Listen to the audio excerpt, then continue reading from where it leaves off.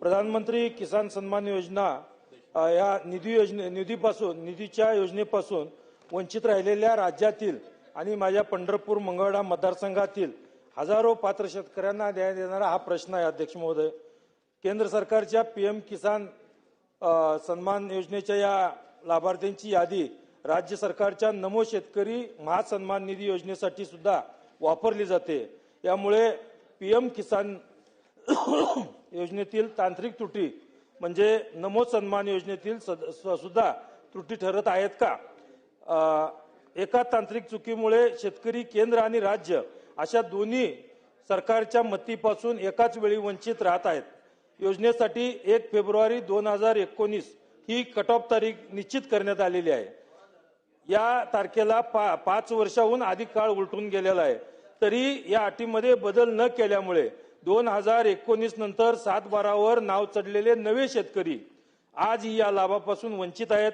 अनेक कुटुंबाच्या वडिलांच्या हयातीत कायदेशीर वाटणीद्वारे जमीन मुलांच्या नावे होते. अशा प्रकरणात केवळ 1 फेब्रुवारी 2019 नंतर जमीन नावावर झाली म्हणून खऱ्या शेतकऱ्याला अपात्र ठरवले जात आहे.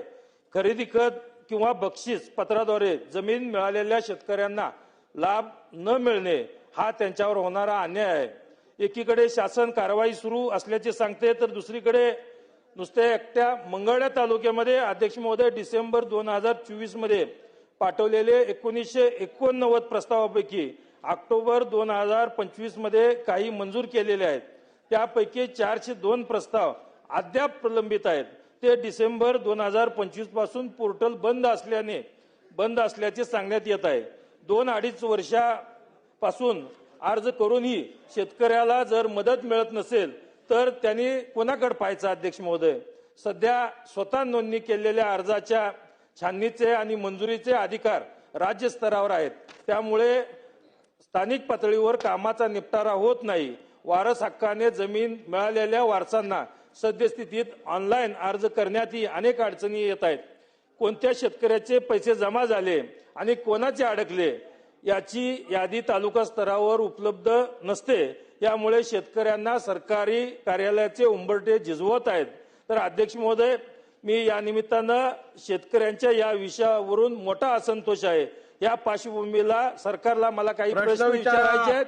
ते प्रश्न या निमित्तानं विचारतोय. अध्यक्ष महोदय, माझे 5 उपप्रश्न आहेत. पहिली, सदस्यांनी खूप चांगल्या सूचना शेतकऱ्यांविषयी त्यांनी मांडल्या. खरंच आपल्या अध्यक्ष महोदय, आपल्याला माहिती आहे की राज्यामध्ये पीएम किसान सन्मान योजना ही केंद्राची आणि राज्याची नमो शेतकरी महान निधी योजना ह्या 2 योजना ह्या शेतकऱ्यांसाठी आहेत. आणि त्याप्रमाणे आज आपण जर विचार केला तर केंद्राकडून साधारणतः माझ्या शेतकऱ्यांसाठी आतापर्यंत 21 हे शेतकऱ्यांना हप्ते दिले गेलेत.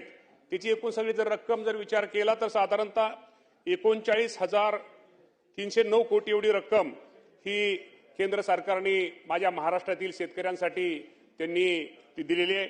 आणि महाराष्ट्राचा जर आपल्या राज्याचा जर विचार साधारणतः एक हप्ता साधारणतः 1814 कोटी रुपये. मगाशी जे आपल्या सदस्यांनी जे विषय विचारला की त्यांच्या सोलापूर जिल्ह्याचा त्यांनी विषय विचारला, तर सोलापूर जिल्ह्यामध्ये साधारणतः 6,99,000 लाभार्थी पात्र शेतकऱ्यांपैकी साधारणतः 6,82,000 शेतकऱ्यांना आतापर्यंत आपण त्याचा लाभ हा दिलेला आहे. त्यामुळे त्यांचा जो प्रश्न आहे की ही जी योजना आहे केंद्र सरकारची, ह्या केंद्र सरकारच्या योजना ही साधारणतः त्याचा कट ऑफ डेट ही पूर्वीच्या वेळेस केंद्राने योजना जी आपण केंद्राने ते राज्याने त्याप्रमाणे राबवली साधारणतः 1 फेब्रुवारी 2019 की त्याच्या अगोदर असणाऱ्या शेतकऱ्यांसाठी 1 फेब्रुवारी 2019 नंतर जर कुणी नवीन शेती घेतली तर तो लाभार्थी तो शेतकरी यामध्ये पात्र ठरत नाही. आणि सदस्यांची भावना आहे बरोबर आहे की त्या 2019 नंतर फक्त वारसाला एखादा मृत्यू झाला तर वारसाला त्या योजनेचा लाभ घेता येतो, परंतु ज्यांनी नवीन शेती घेतली किंवा नवीन ह्या गोष्टी घेतात तो त्याला लाभ होत नाही. त्या बाबतीमध्ये आम्ही निश्चित प्रकारे केंद्र सरकारकडे प्रस्ताव दाखल केलेला आहे. आम्ही वारंवार त्यांनी विनंती पत्र दिलेली आहेत. मी स्वतः कृषी मंत्री झाल्यानंतर माझ्या अगोदर मला वाटतं कोकाटे साहेब असतील किंवा हे असतील, आम्ही दोघांनी मी सुद्धा पत्र साधारणतः जानेवारी महिन्यामध्ये पत्र हे केंद्र सरकार दिले. कारण आता हे निकषामध्ये आता बदल करणं गरजेचं आहे. कारण काय 1 फेब्रुवारी 2019 नंतर त्यानंतर अनेक शेतकऱ्यांनी नवीन जमीन घेतलेली आहे. जे गरीब शेतकरी आहेत, त्यांना हा योजनेचा लाभ मिळाला पाहिजे. या बाबतीमध्ये केंद्राकडे आमचा सगळ्यांचा पाठपुरावा चालू आहे. आणि सोलापूर जिल्ह्यामध्ये सुद्धा जे काय अपात्र त्यांनी जे सांगितलं की काय शेतकरी पात्र शेतकरी आहेत, परंतु पात्र शेतकरी असले तर निश्चित प्रकारे त्यांना जास्तीत जास्त या योजनेचा लाभ हा राज्याची योजना असू द्या किंवा केंद्राची योजना असू द्या, हा शेतकऱ्यांना लाभ दिला जाईल. जर आपण राज्याचा जर विचार केला तर साधारणतः राज्याने सुद्धा 7 आतापर्यंत शेतकऱ्यांना हप्ते दिलेले आहेत. साधारणतः 13,000 कोटी रुपये हे राज्य सरकारच्या माध्यमातून दिले आहेत. केंद्र सरकारच्या माध्यमातून 39,000 कोटी रुपये हे माझ्या शेतकरी बांधवांना दिलेत. त्यामुळे हे सरकार हे निश्चित प्रकारे शेतकऱ्यांवरती हे करणार आहे. त्यामुळे निश्चित प्रकारे सदस्यांच्या ज्या भावना आहेत, त्यांचे जे काही प्रश्न आहेत, त्यांचे जे त्या बाबतीमध्ये निश्चित प्रकारे नोंद घेऊन त्यांच्यासमोर त्यांची एकत्र बैठक घेऊन या बाबतीमध्ये निश्चित प्रकारे निर्णय घेतला जाईल. नमस्कार शेतकरी मित्रांनो, PM किसान योजनेच्या लाभार्थ्यासाठी अतिशय आनंदाची अशी बातमी आलेली आहे. ती आनंदाची बातमी नेमकी काय आहे ते आता आपण या व्हिडिओच्या माध्यमातून जाणून घेतलेली आहे. तरीसुद्धा अगदी सविस्तर मी तुमच्यापर्यंत ही माहिती घेऊन आलो आहे. तुम्ही आता इथे बघू शकता. शेतकरी मित्रांनो, विधानसभेचे सदस्य समाधान अवताडे यांनी विधानसभेमध्ये मोठी माहिती दिलेली आहे. तुम्ही ते बघू शकता.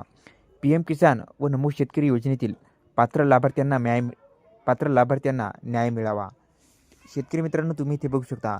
देशातील करोडो शेतकऱ्यांना दिलासा देणारी प्रधानमंत्री किसान सन्मान निधी आणि राज्यातील नमो शेतकरी सन्मान निधी योजना या योजनांपासून वंचित राहिलेल्या राज्यातील तसेच पंढरपूर मंगळवेढा मतदारसंघातील पात्र शेतकऱ्यांचा प्रश्न अर्थसंकल्पीय अधिवेशनात उपस्थित केला.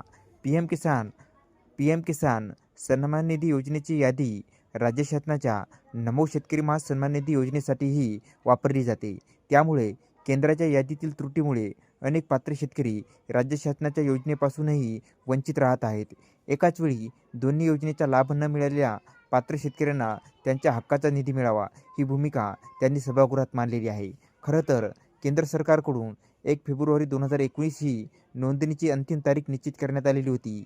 7 वर्षे उलटूनही या निकषात बदल न झाल्याने 2019 नंतर 7/12वर नाव नोंद झालेल्या नव्या पात्र शेतकऱ्यांना या योजनेपासून वंचित राहावे लागत आहे. अनेक कुटुंबामध्ये वडिलांच्या हयातीतच कायदेशीर वाटणीद्वारे जमीन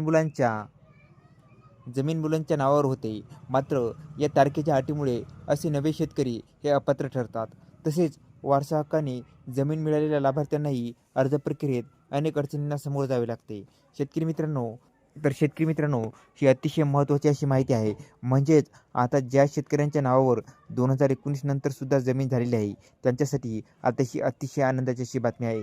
कारण की आता लवकरच त्यांच्या खात्यावर सुद्धा PM किसान व नमो शेतकरी योजनेचे पैसे जमा होतील. तर शेतकरी मित्रांनो, हा व्हिडिओ जास्तीत जास्त तुमच्या मित्रांना शेअर करा, जेणेकरून त्यांना सुद्धा या योजनेची माहिती कळेल. आणि आपल्या चॅनलवरती नवीन आला असाल तर चॅनलला लाईक, शेअर आणि सबस्क्राईब करायला विसरू नका. धन्यवाद मित्रांनो. जय हिंद, जय महाराष्ट्र.